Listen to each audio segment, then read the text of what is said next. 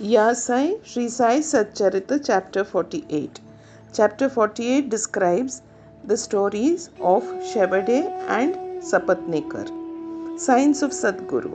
He who teaches us Ved and Vedanta or 6 Shastras, he who controls the breath or brands his body with mudras, or gives pleasing discourses regarding Brahma, he who gives mantras to the disciples and orders them to chant the same a certain number of times, but does not assure them any result in a definite time, he who by his lengthy, gross knowledge explains beautifully the ultimate principle, but has himself got no experience or self-realization, is not a Sadguru. He who by his discourse creates in us a distaste for enjoyments of this world and the next and gives us a taste of self-realization, who is well versed in both theoretical and practical knowledge, deserves to be called a Sadguru. How can he who is himself devoid of self-realization give it to the disciples? A Sadguru does not ever in his dream expect any service or profit from his disciple. On the contrary, he wishes to serve them. He does not think that he is great and the disciple small. Not only he loves him as a son, but regards him as equal to himself or as Brahma. The main characteristic of a Sadguru is that he is the abode of peace. He is never restless nor ruffled. He has no pride of his learning. The poor and the rich, the small and the great are the same to him. Hemadpant thinks that, on account of the store or accumulation of merits in his past births, he had the good fortune of meeting and being blessed by such a Sadguru as Baba. Even in full youth, he hoarded nothing except chilim. He had no family, no friend, no home, nor any support. Since he was 18, his control of mind was perfect and extraordinary. He lived fearlessly in secluded places and always abided in his self. On seeing the pure attachment of his devotees, he always acted in their interests and hence he was in a way dependent on them. What experience he gave to his devotees while he was living in flesh are felt even today after his Mahasamadhi by those who attach themselves to him. What the devotees have to do in this, they have to trim their heart lamp of faith and devotion and burn in it wicks of love, and when this is done, the flame of knowledge will be lit up and shine bright.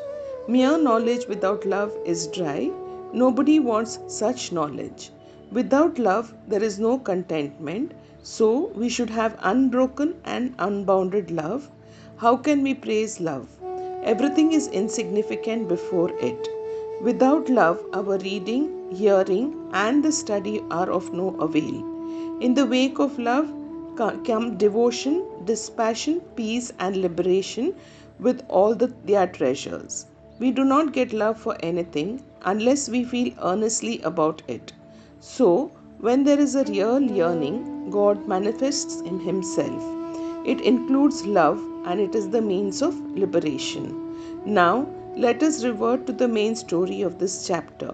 A man should go to a saint, true saint, and with a pure mind or even otherwise, and hold his feet. Ultimately, he is sure to be saved. This is illustrated by the following stories. Mr. Shevade. Mr. Sapatnekar of Akalkot was studying law. A co-student, Mr. Shevade, met him. Other fellow students also got together and compared notes of their study. It was found by the questions and answers amongst themselves that Mr. Shevade was the least prepared of all for the examination, and therefore all the students derided him. But he said that though he was not prepared, he was sure to pass the examination as his Sai Baba was there to get him through it successfully. Mr. Sapatnekar was surprised at this remark. He took Mr. Shevade aside and asked him who the Sai Baba is whom he extolled so high. He replied, "There lives in a masjid in Shirdi a fakir. He is a great Satpurush. There may be other saints, but this one is unique. Unless there is a great store of merits on one's account, one can't see him. I fully believe in him and what he says, and what he says will never be untrue. He has assured me that I shall pass definitely next year, and I am confident that I will get through the final examination by his grace. Mr. Sapatnekar laughed at his friend's confidence and jeered at him and Baba. Later, when Shevade passed his exams successfully, it made Sapatnekar quite surprised. Mr. Sapatnekar passed his examination, settled at Akkalkot, and practiced as a pleader there. 10 years after this, that is in 1913, he lost his only son on account of a throat disease. This broke his heart.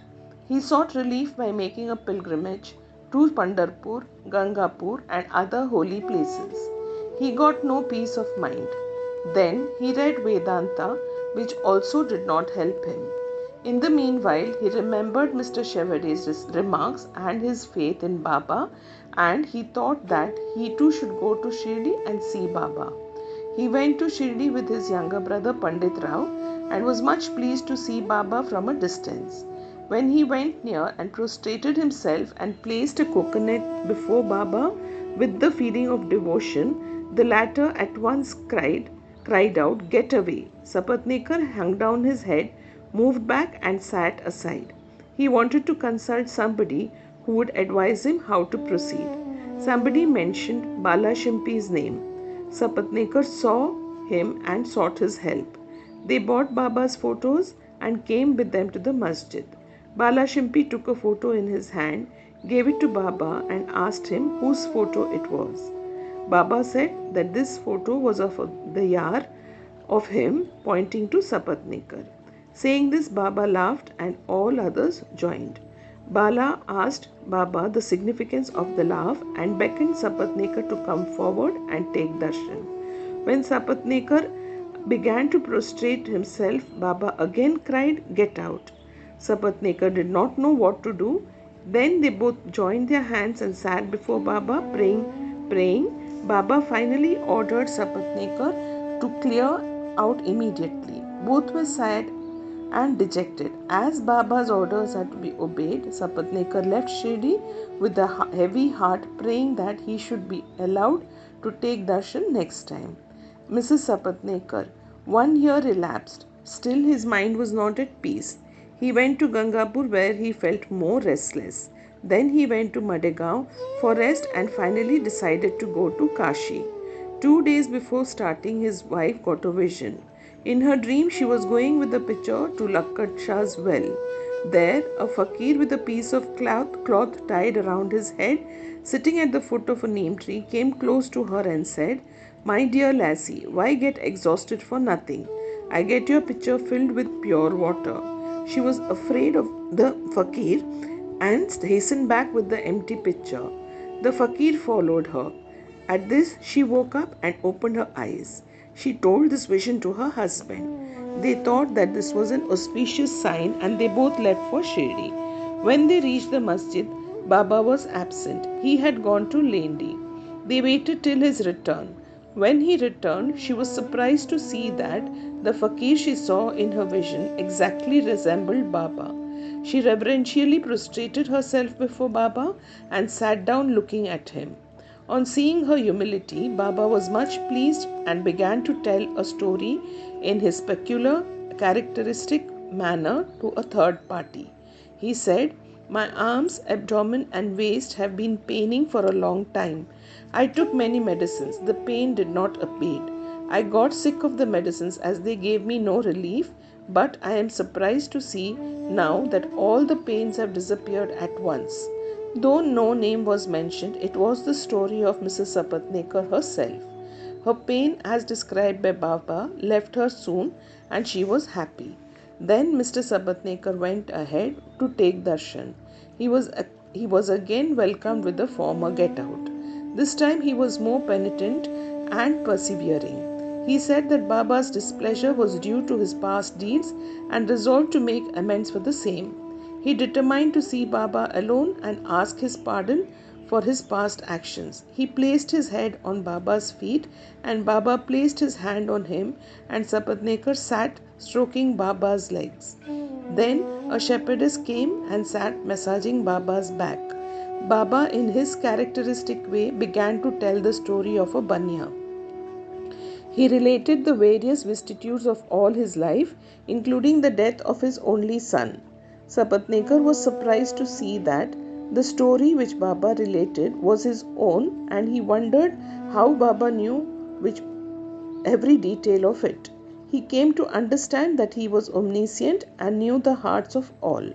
When this thought crossed his mind, Baba, still addressing the shepherdess and pointing to Sapatnekar, said, "This fellow blames me and charges me with the killing of his son. Do I kill people's children? Why does this fellow come to the masjid and cry? Now I will do this. I will again bring that very child back in his wife's womb." With these words, he placed his blessing hand on his head and comforted him, saying, "These feet are old and holy. You are carefree now. Place entire faith in me and you will soon get your object." Sapatnekar was much moved with emotion. He bathed Baba's feet with tears and then returned to his residence. Then he made preparations for worship and Naivedya and came with his wife to the masjid. He offered all this to Baba and accepted prasad from him. There was a crowd in the masjid and Sapatnekar went there and saluted Baba again and again. On seeing heads clashing against heads, Baba said to Sapatnekar, "Oh, why do you prostrate yourself now and then? One namaskar offered with love and humility is enough." Then Sapatnekar witnessed that night the Chowdi procession described earlier. In that procession, Baba looked like a veritable Pandurang. At the parting next day, Sapatnekar thought that he should first pay 1 rupee as dakshina, and if Baba asked again, instead of saying no, he should pay 1 more, reserving with him sufficient amount as expenses for the journey. When he went to the masjid and offered 1 rupee, Baba asked him for another as per his intention, and when it was paid, Baba blessed him, saying, "Take the coconut, put it in your wife's oti, and go away without the least anxiety." He did so, and within a year a son was born to him, and with an infant of 8 months the couple came to Shirdi, placed him at Baba's feet and prayed thus, "O Sainath, we do not know how to repay your obligations, therefore we prostrate ourselves before you. Bless us poor helpless fellows, henceforth let your holy feet be our sole refuge. Many thoughts and ideas trouble us in waking and dream states, so turn away our mind from them to your bhajan and bless us." The son was named Murlidhar. 2 others were born afterwards. The Sapatnekar family thus realized that Baba's words were never untrue and unfulfilled. Bow to Shri Sai, peace be to all.